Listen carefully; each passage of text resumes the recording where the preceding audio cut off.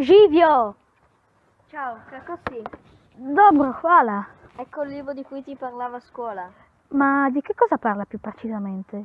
Un padre racconta al proprio figlio che cos'è la mafia, il motivo per cui l'ha chiamato Giovanni è di un uomo dal cuore grande che ha sacrificato la sua vita per il bene di tutti. E dove è ambientato?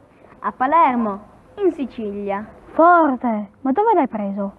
In biblioteca, a scuola.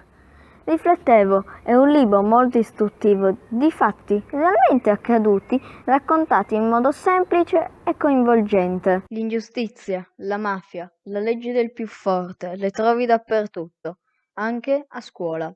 Per esempio, nel libro.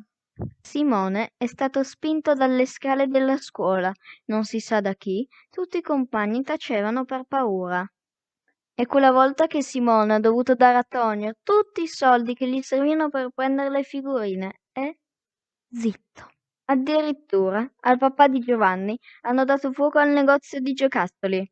Gli è rimasto solo Boom, un peluche dai piedi bruciati. Sì, anche mio papà mi ha spiegato che la mafia è un mostro dalle 1000 facce invisibili, ma presente nelle piccole e grandi cose della vita di ogni giorno. Quell'uomo di cui ti parlavo prima è vissuto come un topo in un bunker, sempre scortato dalla polizia e rinunciando ai suoi affetti più cari.